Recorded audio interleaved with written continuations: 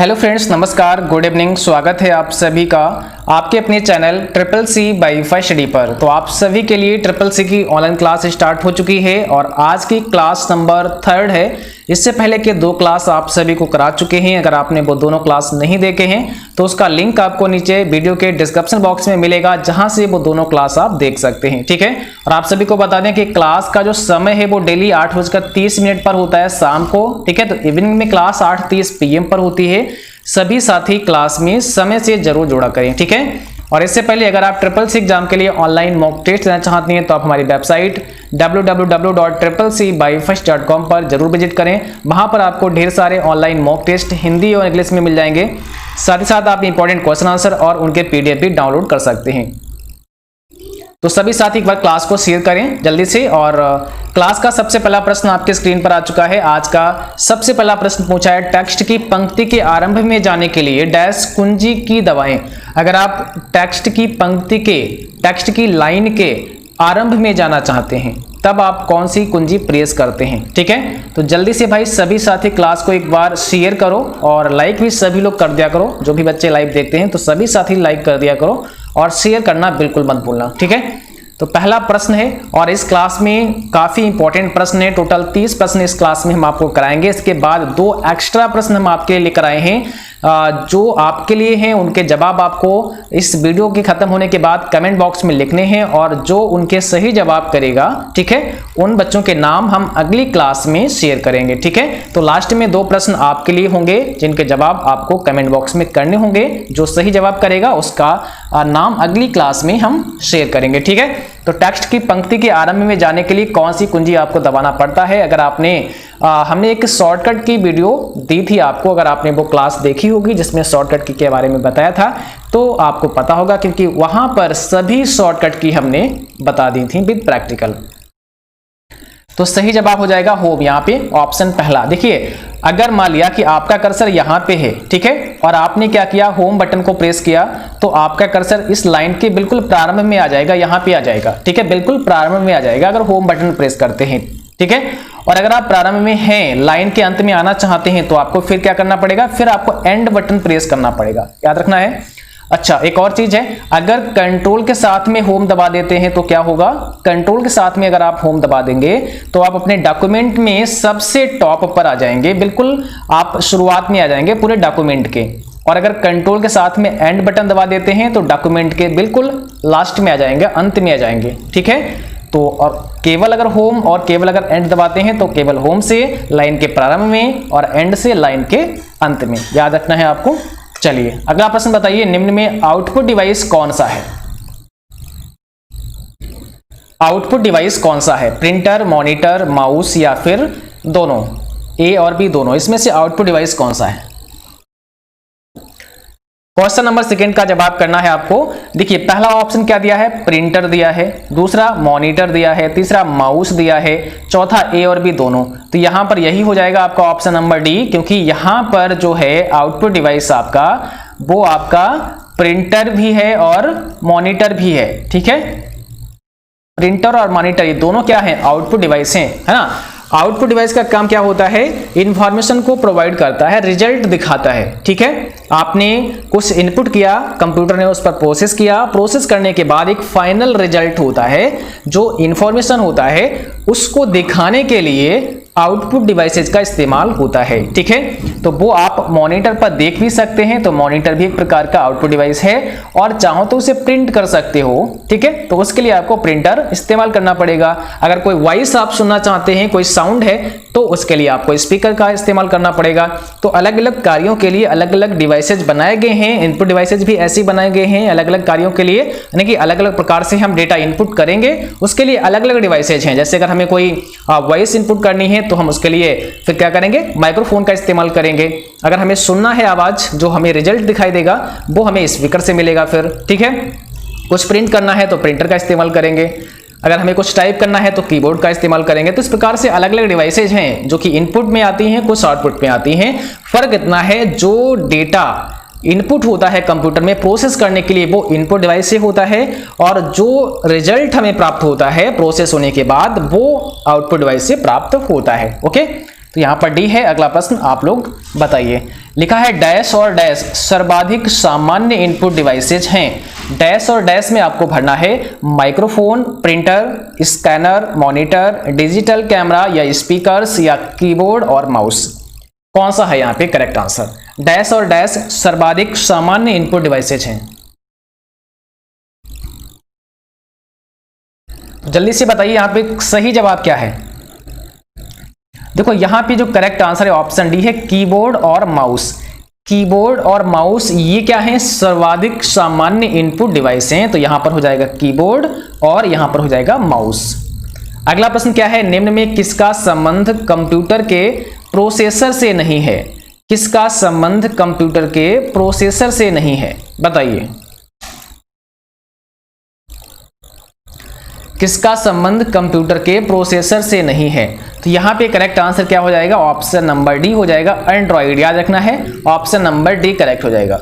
अगला प्रश्न क्या है? गणितीय प्रस्तुतिकरण से ध्वनि उत्पन्न करने वाला हार्डवेयर कौन सा है? गणितीय प्रस्तुतिकरण से ध्वनि उत्पन्न करने वाला हार्डवेयर कौन सा है?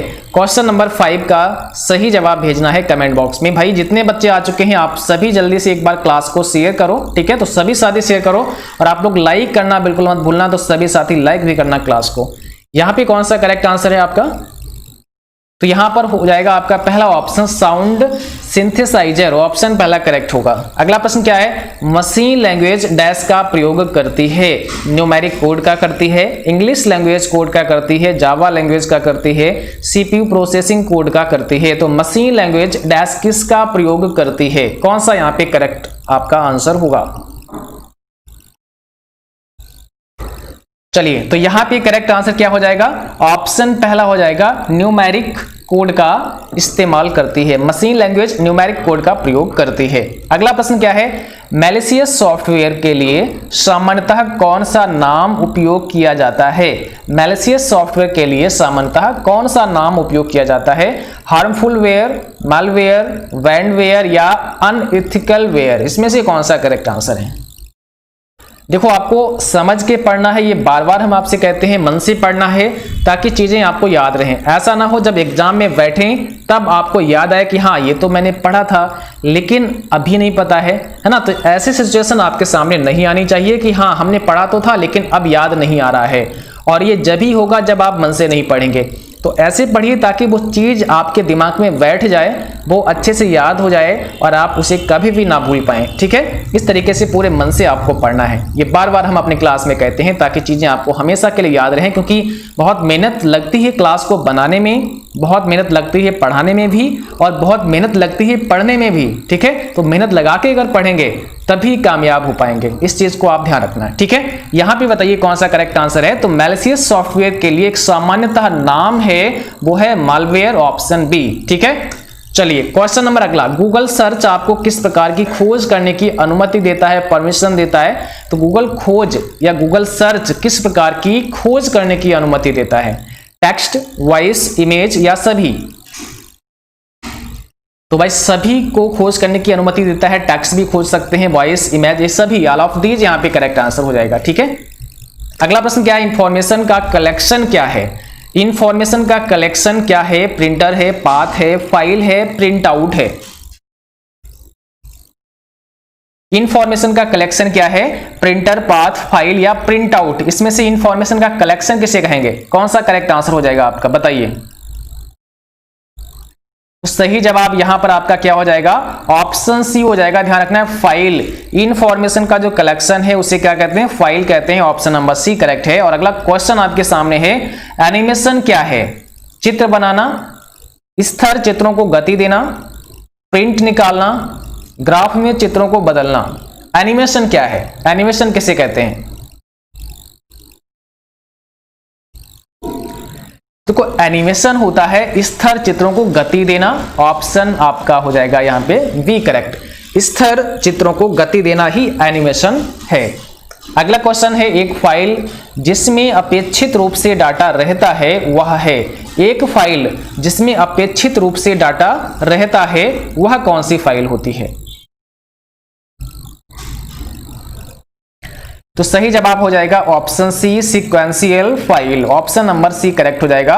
और अगला प्रश्न आपसे पूछा है, यूएसए की संस्था MIT ने 2016 में प्रिंट की नई टेक्नोलॉजी विकसित की जिसे कहते हैं, क्या कहते हैं बताइए। यूएसए की संस्था MIT ने 2016 में प्रिंट की नई टेक्नोलॉजी विकसित की जिसे कहते हैं 4D printing, 3D printing, web printing या इसमें से कोई नहीं। कौन सा है यहाँ पे आपका सही जवाब, जल्दी से आप लोग कमेंट बॉक्स में भेजें। और आपके लिए आज 2 प्रश्न हम एक्स्ट्रा लेकर आए हैं, उन 2 प्रश्नों को हम अंत में आपसे पूछेंगे जिनके जवाब आपको इस वीडियो के खत्म होने के बाद कमेंट बॉक्स में लिखने होंगे और जो सही जवाब करेगा उसके नाम अगली वीडियो में हम स्टार्टिंग में शेयर करेंगे, ठीक है। तो यहाँ पे बताइए कौन सा करेक्ट आंसर हो जाएगा।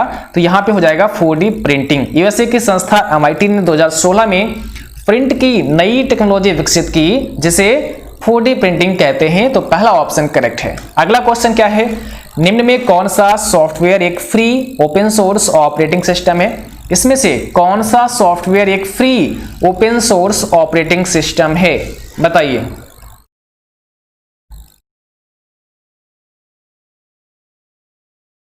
चलिए भाई, यहाँ पे कौन सा करेक्ट आंसर है, कौन सा एक free open source operating system है, तो याद रखना है उबंटू, ठीक है। उबंटू यहाँ पे आपका ऑप्शन नंबर डी करेक्ट हो जाएगा, उबंटू। अगला प्रश्न क्या है, किस जनरेशन में मल्टी प्रोग्रामिंग शुरू किया गया। कौन सी जनरेशन में मल्टी प्रोग्रामिंग शुरू किया गया, फर्स्ट यानी कि प्रथम जनरेशन में, सेकेंड या फिर द्वितीय जनरेशन में, थर्ड यानी कि तृतीय जनरेशन में, या फोर्थ चतुर्थ जनरेशन में। तो कौन सा यहाँ पे करेक्ट आंसर है, किस जनरेशन में मल्टी प्रोग्रामिंग शुरू किया गया। तो याद रखना है ऑप्शन नंबर यहाँ पर हो जाएगा सी, थर्ड जनरेशन में, ठीक है। थर्ड जनरेशन में मल्टी प्रोग्रामिंग शुरू किया गया।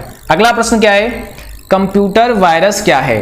कंप्यूटर हार्डवेयर है, कंप्यूटर सॉफ्टवेयर है, कंप्यूटर वैक्सीन है या इसमें से कोई नहीं। तो कंप्यूटर वायरस क्या होता है, इसमें 4 ऑप्शन है, एक करेक्ट आंसर करना है, ठीक है। 4 ऑप्शन में से ही एक आपको छांटना होता है, इस चीज को भी ध्यान रखना है। तो इसमें से कौन सा हो जाएगा, देखिए कंप्यूटर वायरस भी एक प्रकार का सॉफ्टवेयर ही होता है, तो ऑप्शन आपका यहाँ पे बी हो जाएगा। कंप्यूटर वायरस एक प्रकार का सॉफ्टवेयर होता है, ऑप्शन बी आपका करेक्ट हो जाएगा। चलिए अगला प्रश्न आपके सामने ये रहा और पूछा है, असेंबली लैंग्वेज क्या है। असेंबली लैंग्वेज है, लो लेवल लैंग्वेज है, हाई लेवल लैंग्वेज है, सिस्टम प्रोग्राम है या इसमें से कोई नहीं। तो आप बताइए असेंबली लैंग्वेज क्या है, बोलिए यहाँ पे कौन सा करेक्ट आंसर होगा। असेंबली लैंग्वेज है, तो यहां पर याद रखना है ऑप्शन पहला हो जाएगा। असेंबली लैंग्वेज एक लो लेवल लैंग्वेज है, ऑप्शन फर्स्ट करेक्ट है, लो लेवल लैंग्वेज है। अगला प्रश्न क्या है, असेंबलर का कार्य होता है। जो असेंबलर होता है ना, असेंबलर का काम क्या होता है, जोड़ना होता है, मशीनी भाषा को असेंबली भाषा में बदलना होता है, असेंबली भाषा को मशीनी भाषा में बदलना होता है या फिर इसमें से कोई नहीं। बताइए असेंबलर का काम बताइए क्या होता है। तो याद रखना है ऑप्शन सी, असेंबली भाषा को मशीनी भाषा में बदलना होता है असेंबलर का काम, ठीक है। क्योंकि आपको पता है जो आपका सिस्टम है, जो आपका कंप्यूटर है, वो केवल और केवल मशीनी भाषा को समझता है। किसको समझता है, केवल मशीनी भाषा को समझता है। और कई बार एग्जाम में आता है कि कंप्यूटर की कौन सी भाषा होती है, तो कंप्यूटर की केवल मशीनी भाषा होती है जिसे वो समझ सकता है, ठीक है। तो जो असेंबलर होता है ये एक प्रकार का ट्रांसलेटर का काम करता है। असेंबलर हो गया, कंपाइलर हो गया, इंटरप्रेटर हो गया, इन सभी का काम क्या है, ये सब लैंग्वेज ट्रांसलेटर होते हैं, ठीक है। यानी कि लैंग्वेज को ट्रांसलेट करते हैं। माना कि हमारे जो कंप्यूटर होता है उसको तो केवल मशीनी लैंग्वेज आती है, तो वो तो और कोई लैंग्वेज समझ नहीं सकता है। तो उसको समझाने के लिए बीच में हम एक और सॉफ्टवेयर का इस्तेमाल करते हैं, तो उसे हम असेंबलर के नाम से भी जानते हैं। और कंपाइलर होता है, एक इंटरप्रेटर होता है, ये अलग अलग भाषाओं को क्या करता है, मशीनी भाषा में कन्वर्ट करता है। जैसे असेंबली भाषा जो आपकी है वो एक लो लेवल लैंग्वेज है जिसको असेंबलर क्या करेगा, असेंबलर जो है उसको ट्रांसलेट करेगा किसमें, मशीनी भाषा में, तब आपका सिस्टम उसको समझ पाएगा, ठीक है। तो असेंबलर का काम होता है असेंबली भाषा को मशीनी भाषा में ट्रांसलेट करना, बदल देना, ठीक है, तभी वो समझ पाएगा आपका सिस्टम। तो यहां पर सी ऑप्शन करेक्ट हो जाएगा। अगला प्रश्न क्या है, प्रिंटर की इंक में उपयोग लिया गया कार्बन है, बताइए charcoal, carbon black, gas carbon या इसमें से कोई नहीं। तो प्रिंटर की इंक में उपयोग लिया गया कार्बन कौन सा है। सही जवाब करना है और यहाँ पे राइट आंसर है गैस कार्बन। ठीक है, गैस कार्बन, ऑप्शन सी आपका करेक्ट है। अगला प्रश्न क्या पूछा है, यूट्यूब क्या है? वीडियो मेकिंग साइट है, वीडियो शेयरिंग साइट है, वीडियो चैटिंग साइट है, या इसमें से सभी, ऑल ऑफ दीज। तो यहां पे बताना है कौन सा करेक्ट आंसर है।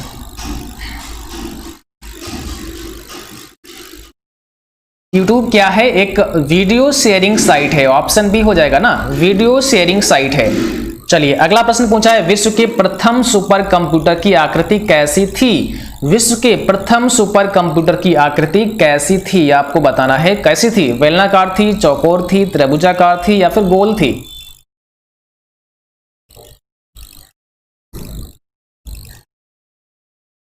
तो सही जवाब हो जाएगा पहला ऑप्शन यहाँ पे बेलनाकार। ठीक है, ऑप्शन फर्स्ट करेक्ट है। और अगला प्रश्न आपसे पूछा है, लिनक्स एक ऑपरेटिंग सिस्टम है, विंडोज, माइक्रोसॉफ्ट, मैक या ओपन सोर्स, किस प्रकार का है? लिनक्स एक ऑपरेटिंग सिस्टम तो है, लेकिन किस प्रकार का ऑपरेटिंग सिस्टम है?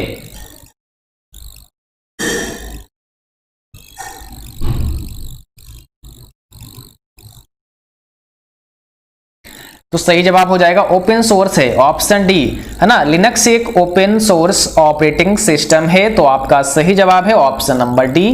और अगला प्रश्न पूछा है, यूट्यूब साइट का उपयोग क्या है? इसका उपयोग क्या है, क्यों इसे इस्तेमाल करते हैं? इमेज देखने के लिए, कहानियां पढ़ने के लिए, वीडियो देखने के लिए, या उपरोक्त सभी? तो यूट्यूब साइट का उपयोग क्या है, ये आपको आंसर करना है। सही जवाब है यहां पर सी, वीडियो देखने के लिए, है ना। यूट्यूब साइट का इस्तेमाल हम वीडियो देखने के लिए करते हैं, तो आपका आंसर सी करेक्ट होगा। और अगला प्रश्न क्या है, निम्न में कौन सा एक कंप्यूटर अटैक का प्रकार नहीं है? कौन सा एक कंप्यूटर अटैक का प्रकार नहीं है, बताइए।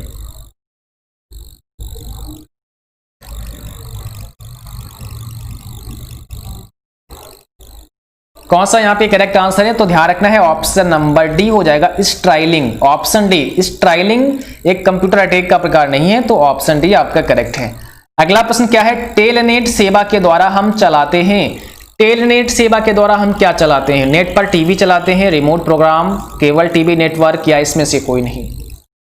क्वेश्चन नंबर 24 में आपको आंसर करना है, टेलनेट सेवा के द्वारा हम चलाते हैं, कौन सा यहाँ पे करेक्ट आंसर है? तो याद रखना है यहां पर हो जाएगा ऑप्शन बी, रिमोट प्रोग्राम। याद रहेगा आपको, रिमोट प्रोग्राम। ठीक है। और अगला प्रश्न पूछा है, सी, बेसिक, कोबॉल, जावा आदि किस भाषा के उदाहरण हैं? ये सब किस लैंग्वेज के एग्जाम्पल हैं? लो लेवल लैंग्वेज है, हाई लेवल लैंग्वेज है, सिस्टम प्रोग्राम है, या इसमें से कोई नहीं? बताइए, सी, बेसिक, कोबॉल, जावा ये सब किस भाषा के एग्जाम्पल हैं?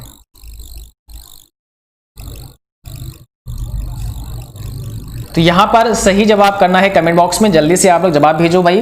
कौन सा करेक्ट आंसर हो जाएगा? ऑप्शन नंबर बी, ये सब हाई लेवल लैंग्वेज हैं। याद रहेगा आपको, सी, बेसिक, कोबॉल, जावा ये सब हाई लेवल लैंग्वेज में आते हैं, तो ऑप्शन बी आपका यहां पे करेक्ट होगा। अगला प्रश्न क्या है, वेब डिजाइनिंग में किस भाषा का प्रयोग किया जाता है? वेब डिजाइनिंग में कौन सी भाषा इस्तेमाल होती है? C++ होती है, फॉक्स प्रो, या फिर TFTML या HTML?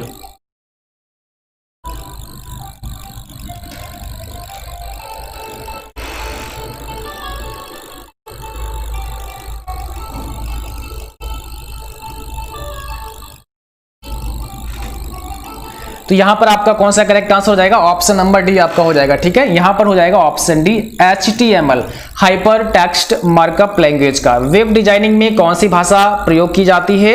Hyper text markup language प्रयोग की जाती है, ऑप्शन नंबर डी आपका करेक्ट है। चलिए क्वेश्चन अगला आपके स्क्रीन पर है, इंटरनेट एड्रेस डैश के द्वारा दिया जाता है। इंटरनेट एड्रेस किसके द्वारा दिया जाता है? कौन सा यहां पे करेक्ट है? चलिए भाई जल्दी से आप लोग जवाब करिए, यहां पे कौन सा करेक्ट आंसर है?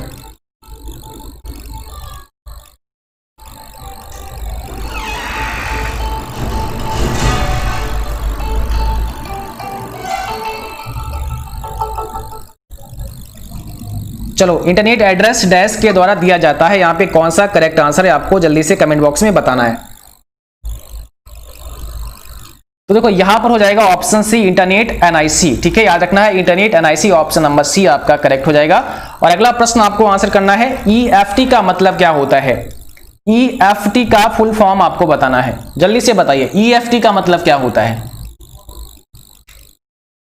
तो सही जवाब क्या हो जाएगा, option B electronic funds transfer होता है, इलेक्ट्रॉनिक फंड्स ट्रांसफर होता है ईएफटी का फुल फॉर्म। अगला प्रश्न है सर्वाधिक विश्वसनीय टोपोलॉजी होती है, सर्वाधिक विश्वसनीय टोपोलॉजी होती है बस, स्टार, रिंग या मेश। सही जवाब है यहां पे ऑप्शन पहला बस टोपोलॉजी। अगला प्रश्न पूछा है इनमें से कौन सा सर्च इंजन नहीं है, बताइए गूगल, याहू, एमएसएन या बीएसएनएल, कौन सा सर्च इंजन नहीं है इसमें से। इसमें से कौन सा सर्च इंजन नहीं है। तो चार ऑप्शन है, करेक्ट आंसर करना है आपको, ऑप्शन डी यहां पे सही है। देखो बीएसएनएल सर्च इंजन नहीं है, बाकी अगर आप बात करेंगे गूगल की तो सर्च इंजन है, याहू भी है, एमएसएन भी है, लेकिन बीएसएनएल क्या है, ये सर्च इंजन नहीं है, ठीक है। और अगला प्रश्न क्या है, निम्न में कौन सा वैलिड नेटवर्क का प्रकार है, और ये प्रश्न आपके लिए है, इसको आप कमेंट बॉक्स में इसका जवाब भेजेंगे इस वीडियो के फिनिश होने के बाद, ठीक है। और जो भी बच्चे करेक्ट आंसर करेंगे उनके नाम अगली वीडियो में हम शेयर करेंगे। तो यहां पे आपसे पूछा है कौन सा एक वैलिड नेटवर्क का प्रकार नहीं है, ऑप्शन में लैन, मैन, वैन और वैन, ये चारों ऑप्शन आपके सामने हैं, इसमें से कौन सा करेक्ट होगा आपको बताना है। और एक अगला प्रश्न आपके लिए है जिसमें पूछा है फोर्ट्रान, एल्गोल और पास्कल आदि भाषाओं को सिखाने के लिए किस भाषा को नींव का पत्थर कहा जाता है। तो फोर्ट्रान, एल्गोल, पास्कल इन सभी भाषाओं को सिखाने के लिए किस भाषा को नींव का पत्थर कहा जाता है। ऑप्शन में दिया है C++, बेसिक, कोबाल और नन ऑफ दीज। ये दो प्रश्न हैं जिनके जवाब आप सभी को इस वीडियो के फिनिश होने के बाद कमेंट बॉक्स में भेजने हैं, और जो भी बच्चे करेक्ट आंसर करेंगे उनके नाम अगली वीडियो में शेयर करेंगे, ठीक है। तो आज की क्लास बस यहीं तक थी, उम्मीद करता हूं क्लास सभी को अच्छी लगी होगी। क्लास पसंद आई है तो उसको लाइक करना, शेयर करना अपने दोस्तों में, और जो भी साथी चैनल पर नए हैं, पहली बार हैं, आप सभी का मोस्ट वेलकम है। आप लोग चैनल को जरूर सब्सक्राइब करें, साथ में बेल आइकन भी ऑन करें ताकि नोटिफिकेशन भी आप सभी को समय पर मिलता रहे। और अगर किसी भी प्रकार का कोई भी सवाल है तो आप मुझे कमेंट कर सकते हैं, या फिर मुझे मेल कर सकते हैं, या पर्सनली मुझे इंस्टाग्राम पर फॉलो कर लीजिए, वहां पर आप सीधे अपने सवाल पूछ सकते हैं, हम जरूर आपको रिप्लाई करेंगे। Thanks for watching, thank you, good night to all, bye bye.